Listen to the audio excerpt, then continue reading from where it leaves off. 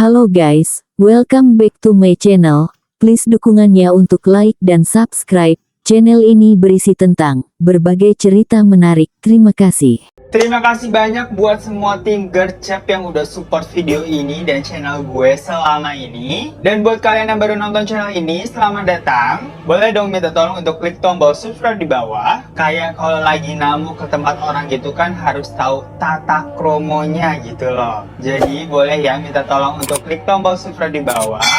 Like-nya juga nanti komennya yang sopan-sopan aja nje. Kalau emang nggak suka boleh di dislike aja tapi nggak usah komen yang aneh-aneh. Loh kenapa? Kan kita bebas untuk berpendapat. Iya tahu bebas. Tapi di video kali ini kita akan membahas mengenai tata krama. Yang mana sekali-kalinya nih kalau kita berbuat nggak sopan, ya maaf aja kalau ntar kejadi apa-apa gitu. Jadi di video kali ini gue akan membawakannya agak serius ya, nggak ada bercanda-candaan dulu gitu di sini. Ya karena yang pertama, sekali-kali serius juga nggak apa-apa kan. Kedua, cerita ini tuh agak horor banget yang kayaknya tuh agak nggak sopan gitu kalau dibawainnya pakai acara bercanda. Jadi mari sama-sama kita jaga sikap, kencangkan volumenya, dan kalau bisa sih kalian nontonnya ini ditemenin sama temen atau orang rumah kalian gitu. Karena takutnya nanti kalau kalian nonton sendiri nih, ya nanti yang nemenin gitu deh.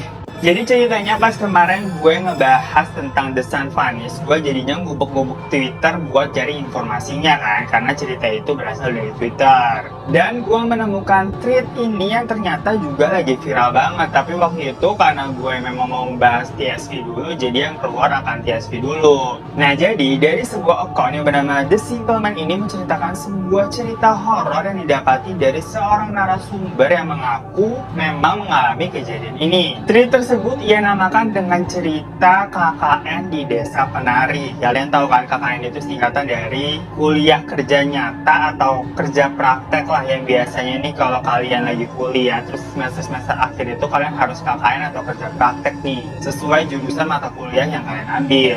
Nah cerita ini juga katanya benar-benar real, bukan suatu cerita fiktif yang terjadi di tahun 2009, di mana memang kesaksian ini didapatkan dari narasumber yang melakukan kegiatan KKN tersebut. Nah, narasumbernya di sini itu ada beberapa orang bersifat personal. Maksudnya yang ikutan KKN di sini itu ada 6 orang.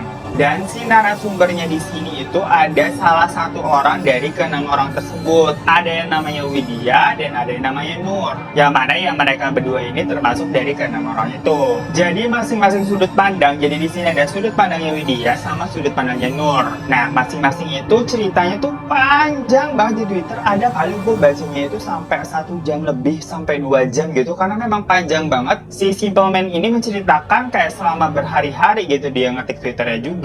Dan di video kali ini gue akan mengambil dari sudut pandangnya si Nur, tapi nggak menutup kemungkinan nanti juga ada cerita-cerita dari sudut pandangnya Widya buat melengkapi aja. Karena menurut gue dari sudut pandangnya Nur ini itu ia termasuk kayak dalam cerita biasanya disebut kayak tokoh yang tahu segalanya gitu loh. Terus emangnya Widya bukan tokoh utamanya? Nggak juga sih gengs, malah menurut gue Widya ini juga termasuk tokoh utama sih. Tapi kalian ikutin dulu aja ceritanya, nanti juga tahu kenapa gue lebih memilih sudut pandangnya Nur daripada sudut pandangnya Widya. Tempat KKN yang bernama Desa Penari itu sih katanya berada di daerah Jawa Timur yang tempatnya itu berawalan B. Ini sih gue searching kepo-kepoan aja di komen orang-orang tuh di Twitter. Jadi gue nggak menjamin juga kalau tempat ini benar-benar berada di Jawa Timur atau gimana gitu. Karena dari sang penulis sendiri memang merahasiakan nama lokasi serta nama-nama orang yang ada di dalam cerita ini sesuai kesepakatan dia dengan si narasumber. Jadi nama Nur dan Widya itu sebenarnya juga nama samaran, bukan nama asli. Oke, kalau gitu kita mulai aja langsung ceritanya. Cerita ini gue coba persingkat, tapi mungkin tetap akan lumayan lama karena memang ceritanya itu panjang banget. Jadi langsung aja kita mulai ke ceritanya. Jadi cerita ini bermula dari 6 orang mahasiswa yang ingin melakukan kegiatan KKN di sebuah desa yang bisa dibilang masih cukup terpencil dan sangat tradisional lah ya. Dan mereka adalah Widya, Nur, Ayu, Bima, Anton, dan Wahyu. Jadi 3 cewek dan 3 cowok. Mereka itu semuanya temenan ya guys. Jadi bukan kayak pasang-pasangan walaupun ada 3 cewek 3 cowok, tapi mereka pure temenan buat kerjain KKN ini. Diceritakan kalau tokoh yang bernama Widya itu yang menemukan desa ini untuk menjadi tempat mereka KKN karena dirasa cocok, di mana di situ bisa melakukan banyak proyek gitulah. Pokoknya desa itu dirasa cocok lah sama mata kuliah mereka, tapi mata kuliahnya sendiri apa sebenarnya gue nggak tahu ya, mau nyari tahu juga nggak ketemu sebenarnya. Yang jelas akhirnya mereka survei itu ke sana dan meminta izin sama kayak kepala setempat yang ada di situ, namanya Pak Prabu, kayak minta izin untuk beberapa bulan gitu tinggal di sana untuk KKN. Dalam perjalanan mereka ke sana, tokoh yang namanya Nur ini mengaku melihat seorang pengemis di pinggir jalan. Jadi kayak ada nenek-nenek parubaya gitu yang menggelengkan kepalanya seperti mengisyaratkan sesuatu. Tapi saat itu ini kayak cuma firasat yang gak beralasan aja guys. Jadi kayak udahlah dilupain aja tuh. Saat menemui orang yang namanya Pak Prabu ini, sebenarnya dari awal Pak Prabu ini tidak menyetujui kegiatan KKN anak-anak ini di desa itu. Tetapi setelah adanya bujuk-membujuk yang dilakukan anak-anak ini, yang mana mereka berjanji nggak akan buat macam-macam lah, terus akan berlaku sopan dan kooperatif, yang mana akhirnya Pak Prabu ini luluh juga dan membolehkan anak-anak ini melakukan KKN. Udah deh tuh, mereka akhirnya pulang dan kayak melakukan persiapan packing-packing barang gitulah. Saat di rumah, yang namanya Widya ini kayak laporan ke ibunya kalau dia mau melakukan KKN di desa itu. Setelah mendengar desanya, si ibunya ini merasa kayak agak nggak srek gitu. Tetapi ya alasan ibunya nggak srek itu kayak cuman sesimpel nggak srek aja. Gimana sih seorang ibu-ibu kalau punya firasat yang nggak enak? Yang mana hal tersebut kayak alasannya nggak kuat kan, ya jadinya Widya tetap pergi. Di hari H mereka berenam akhirnya kumpul, dia tuh naik mobil elf. Dan di perjalanan ke sana tiba-tiba ada seorang nenek-nenek yang kemarin itu yang menggebrak kaca mobil yang mengakibatkan orang-orang di mobil ini kaget. Terus orang itu kayak ngomong pakai bahasa Jawa yang artinya jangan pergi. Tapi ya mereka menganggapnya itu bukan apa-apa, jadi kayak ngelihatnya ya itu pengemis doang kali. Jadi mereka cuma ngelempar duit terus pergi aja gitu.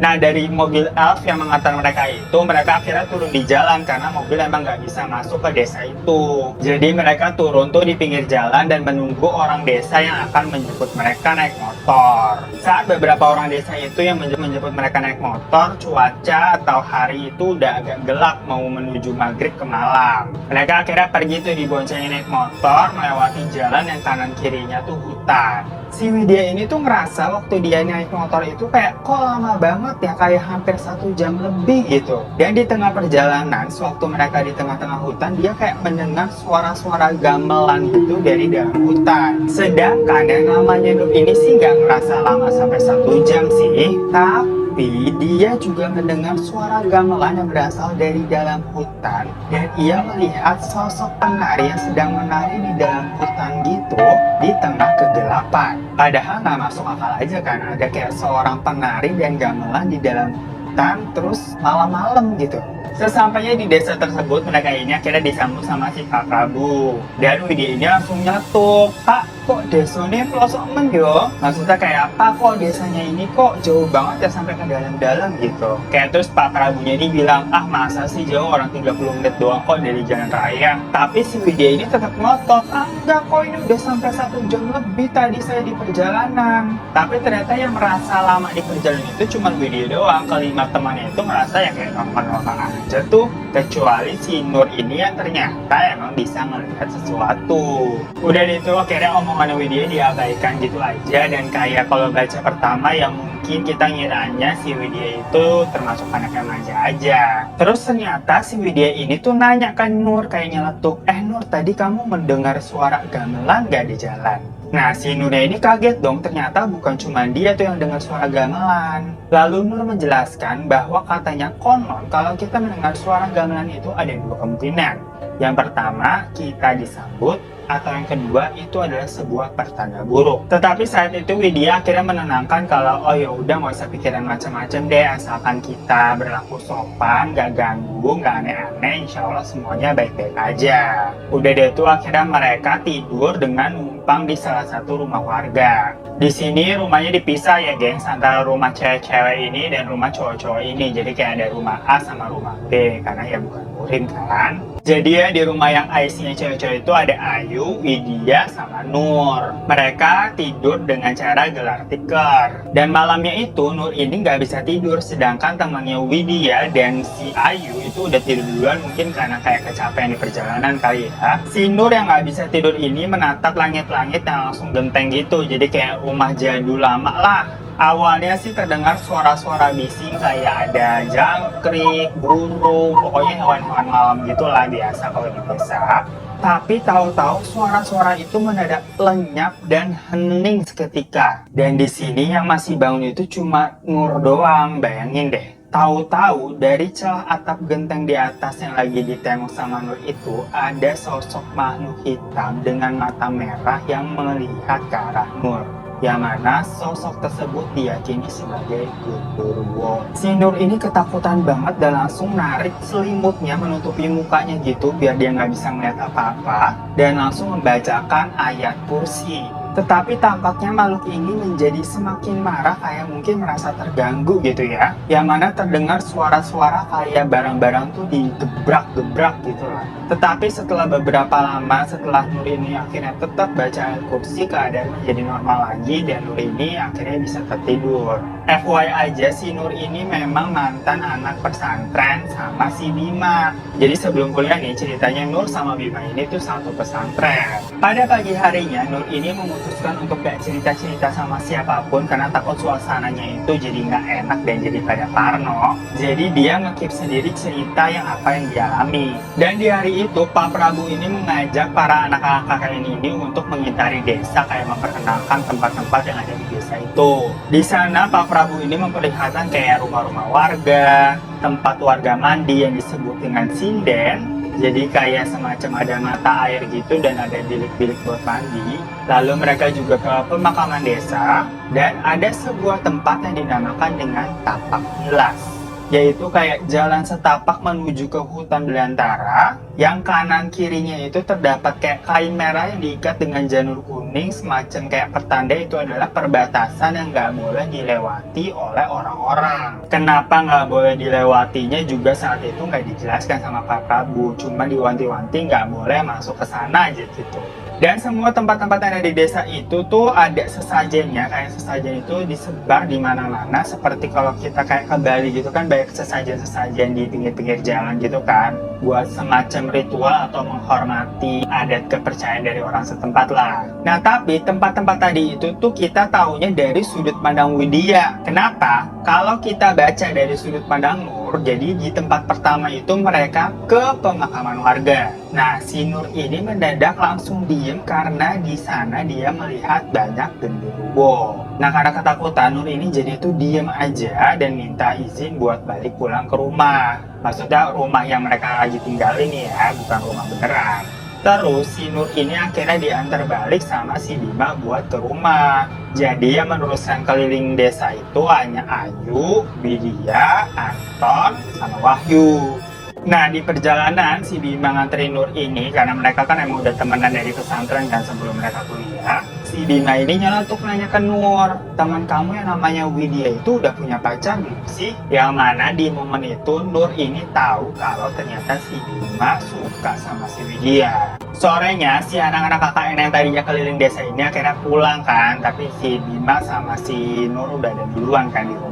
Widya ini ngajak Nur buat mandi ke tempat yang namanya sinden tadi. Ya udah Nur mau aja deh tuh karena dari kemarin malam juga mereka ternyata belum mandi. Pas sampai di sana di tempat yang namanya sinden itu yang memang pemandian warga, mereka tuh gantian nih jagain. Jadi ada yang satu mandi, ada yang satu jaga di luar. Ini bukannya kenapa-napa ya, biasa kalau di desa gitu kalau mandi di bilik-bilik pasti ada yang jagain di luar kalau nanti ada orang yang main masuk apalagi cowok gitu kan. Nah di sini kalau dari versi Nur yang mana ia orang pertama duluan yang masuk ke bilik buat mandi, dari awal dia udah punya firasat yang gak enak. Tapi ya dia berusaha aja buat berani gitu.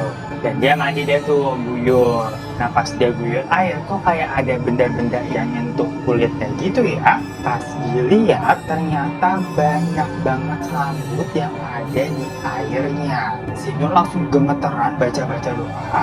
Dia langsung ambil anduk dan mau keluar dari bilik. Tapi pas mau buka pintu, pintunya itu nggak bisa kebuka. Dan pas dia ke belakang itu ada sosok makhluk si hitam mata merah tadi yang ada di belakangnya. Bentar gue juga kemerinding guys. Terus si Nur ini ngambil batu dan dia baca doa dan melempar makhluk itu sampai makhluk itu pergi. Jadi katanya memang kalau di pesantren itu diajarkan buat mengusir semacam lelembut atau makhluk halus itu dengan cara ngambil batu dan dibacain sebuah doa gitu deh. Katanya ya, gue sendiri juga nggak begitu ngerti. Lalu akhirnya pintu berhasil kebuka dan Widya ini kebingungan ngelihat wajah Nur yang tampak seperti ketakutan. Loh, ada apa? Tapi Nur ini nggak mau bilang apa-apa. Dan akhirnya gantian deh si Widya yang masuk ke bilik itu buat mandi. Nah kalau dari sudut pandang versinya Widya ini, sewaktu dia mandi itu dia merasa kayak diliatin dari ujung rambut sampai ujung kaki, tapi ya dia nggak bisa melihat apa-apa, cuman kayak punya firasat nggak enak aja gitu deh. Tapi balik lagi nih, kalau dari versi Nur, sewaktu Widya ini di dalam bilik, tahu-tahu tuh si Nur ini ngedenger kayak suara nyanyian, kayak Ibu Maman yang ia sebut dengan kidung.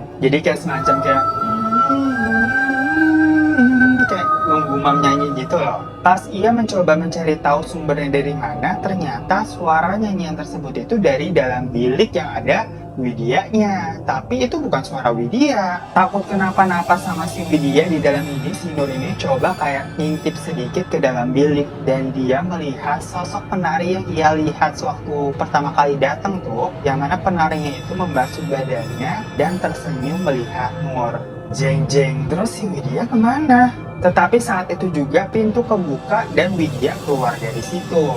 Dan Widyanya juga heran, ini si Nur kenapa kok ngeliatin gue gitu lama? Nur yang mencoba memahami kejadian tersebut melihat Widya ini kayak tidak mengalami apa-apa. Jadi si Nur ini juga gak nanya apa-apa sama Widya. Nah dari situ Nur ini mempunyai firasat yang gak enak mengenai kejadian ini. Entah dirinya dalam bahaya atau temannya si Widya ini yang diincar. Malam harinya Nur ini mau menyerahkan proposal program kerjanya gitu ke Pak Prabu buat minta izin, boleh nggak di sini saya mengadakan program kerja. Seharusnya dia ditemani sama yang namanya Anton karena mereka itu satu grup. Tapi karena Anton ini kan beda rumah kan, terus kayak si Nur ini males repot banget cuma mau nyerahin proposal doang, bisa sendirilah. Jadi dia tuh sendirian aja ke rumah Pak Prabu. Sesampainya di rumah Pak Prabu, ternyata di sana ada seseorang juga yang namanya Mbah Buyut. Yang mana ternyata Mbah Buyut ini semacam tokoh yang dihormati di sana gitu deh gengs. Dan Mbah Buyut ini juga bisa melihat sesuatu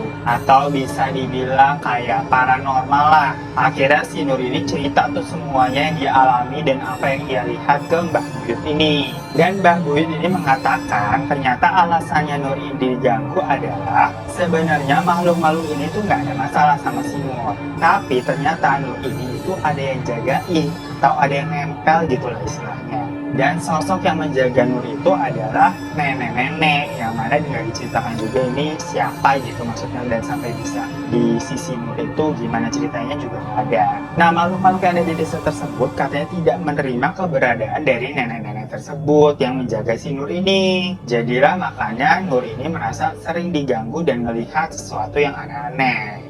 Oke, akhirnya Nurnya tuh pulang tuh, terus dia akhirnya tidur dan malam harinya itu dia mimpi. Inti mimpinya adalah dia pergi ke sebuah tempat di mana terdapat kayak di tengah hutan gitu, ada warga yang sedang pesta dengan diiringi musik-musik gamelan. Tapi Nur ini merasa ini ada yang salah dengan orang-orang ini. Dan akhirnya ia mencoba berlari menemukan jalan keluar dari hutan tersebut. Tetapi tahu-tahu dia jatuh dan ada seekor ular yang sudah siap untuk menggigitnya. Tetapi di saat itu juga tiba-tiba ada sosok yang ia kenal yaitu Widya yang datang dan mengambil ular tersebut dan memeluk ular tersebut seperti hewan peliharaannya. Kira-kira apa tuh arti mimpinya? Ada yang tahu gengs? Karena sebenarnya cerita ini mempunyai plot twist yang cukup mengejutkan, jadi ikutin terus ya.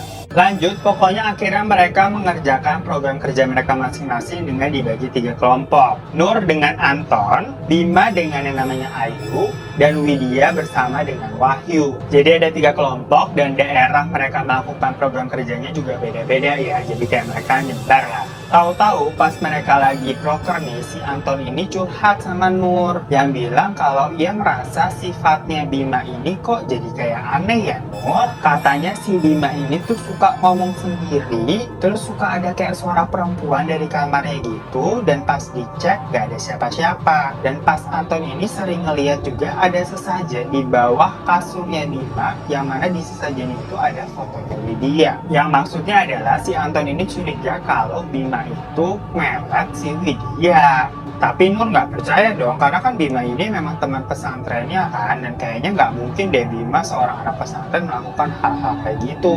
Oke, singkat cerita, Nur ini memastikan omongannya si Anton ini, dan bener aja dia menemukan sesajen di bawah kasurnya Bima, dan di situ memang ada fotonya Widya. Dan pada saat itu juga, jadi waktu itu si Nur ini ditemenin sama Anton buat ngecek keadaan kamarnya Bima, dan pada saat itu ada suara-suara di dalam lemari, dan pas dibuka ada ular hijau keluar dari lemari dan langsung pergi pulangnya terus hilang. Hal itu membuat si Nur dan Anton semakin yakin bahwa ada yang gak beres nih di sini. Lanjut lagi ceritanya, mereka dipindahkan ke dalam satu rumah oleh Pak Prabu. Jadi keenam anak kakaknya itu akhirnya tinggal di satu atap, tapi tetap beda kamar ya antara cewek dan cowok. Tetapi di sini sewaktu mereka itu akhirnya pindah dalam satu rumah, si Widya ini sering mengalami kejadian-kejadian aneh seperti kayak orang kesurupan atau kayak kena guna-guna gitu.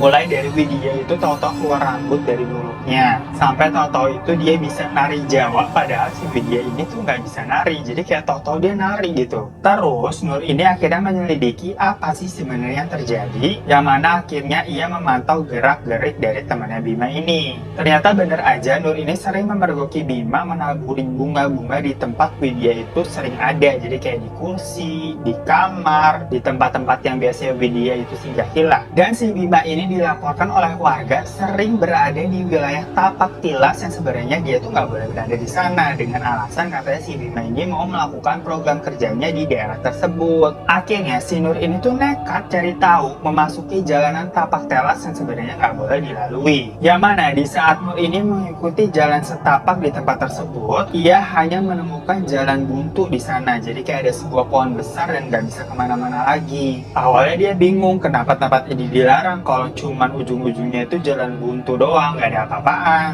Tetapi Nur ini merasa kayaknya nggak mungkin gini-gini doang deh. Terus dia akhirnya kayak mencoba mencari jalan, dan bener aja dia kayak menemukan sebuah turunan ke bawah bukit gitu, yang mana ia akhirnya semakin penasaran. Padahal hari itu udah mau maghrib. Lalu sampailah ia ke sebuah rumah yang lebih mirip sanggar sih, yang kayak udah lama banget gak ditempatin dan gak keurus. Walaupun hari itu udah kayak mulai gelap, kayak udah mau maghrib, tapi kayak Nur ini tuh penasaran dan nekat masuk ke dalam rumah tersebut. Di dalamnya ternyata terdapat kayak alat-alat gamelan musik tradisional Jawa lah, ada gendang juga, ada pokoknya alat-alat musik Jawa gitu deh katanya. Dan semuanya itu tuh udah kayak nggak pernah dipakai dan berdebu. Pokoknya gue langsung jelasin aja, tempat itu kata Pak Prabu dan Mbak Buyut adalah sebuah tempat dulunya dijadikan kayak ritual orang-orang desa buat semacam penolak bala gitu deh, tapi banyak terjadi tumbal. Akhirnya tempat itu disakralkan dan ditutup. Tetapi hal yang paling mengejutkan yang ditemui Nur di sana adalah,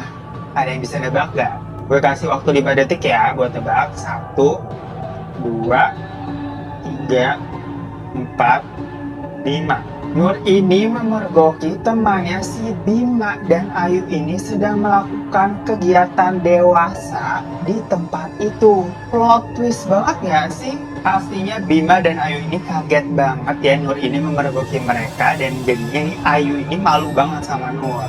Dan Bima ini memohon sama Nur buat gak memberitahu hal ini kepada siapa-siapa dan berjanji akan menikahi Ayu selesai mereka kuliah nanti. Ternyata selama kegiatan program kerja mereka, yang mana Bima sama Ayu ini kan memang satu grup ya, mereka itu melakukan hal terlarang. Bukan cuma hubungannya ini yang terlarang karena bukan murim ya, Tapi mereka juga melakukan di tempat sakral yang mana itu nggak boleh dimasukin. Mungkin kalian kaget nih, kok Bima sama Ayu sih? Bukannya Bima ini kayaknya suka sama Widya ya, sampai nyebar bunga kayak mau melet gitu kan?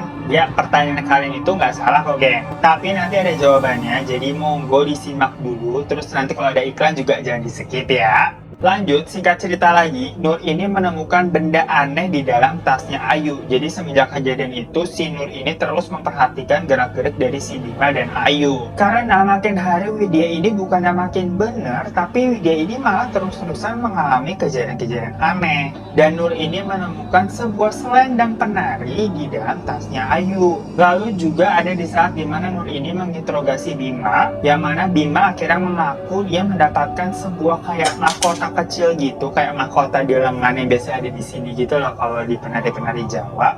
Dia itu katanya diberi sama perempuan di tengah hutan, yang katanya mahkota itu bisa membuat semua wanita manapun tunduk kepadanya. Dan mahkota itu sama Bima dikasih ke Ayu untuk diberikan ke Widya. Jadi kayak minta tolong nih, yuk tolong kasihin ini dong ke Widya gitu loh. Nah terus sama Nur ini mahkota dicari dia tuh di kamar Widya dan ketemu ada di sebuah tasnya Widya juga gitu. Dan akhirnya sama Nur mahkotanya diambil. Jadi Nur ini punya dua benda, selendang sama mahkota. Dan kedua benda tersebut ia umpetin di sebuah peti kayu gitu. Tapi semenjak si Nur ini melakukan hal tersebut kayak ngumpetin kedua benda itu, tiba-tiba ada seorang warga yang kayak kesurupan gitu dan marah-marah menunjuk-nunjuk katanya Nur ini itu mengacau dan mengganggu lah intinya. Saat itu pula yang namanya Ayu ini juga tiba-tiba mematung dan kayak melotot menganga diem aja gitu, yang membuat orang-orang ini pada panik. Nih Ayu kenapa nih? Jadi kayak orang stroke gitu loh. Ditambah lagi yang namanya Bima dan Widya ini menghilang, gengs. Akhirnya Mbak Buit ini turun tangan dan mengadakan ritual setelah Nur ini menceritakan semua apa yang ia ketahui termasuk si dua benda tadi. Jadi di sini keadaannya Widya dan Bima itu hilang, Ayu mematung jadi kayak ada badannya tapi rohnya itu nggak ada di dalam tubuhnya. Sementara tiga orang teman lainnya ada Wahyu, Anton, sama Nur itu baik-baik aja gengs keadaannya. Pak Prabu saat itu sudah pasrah dan bilang ke Nur ini untuk mengikhlaskan temennya, ketiga temannya ini kalau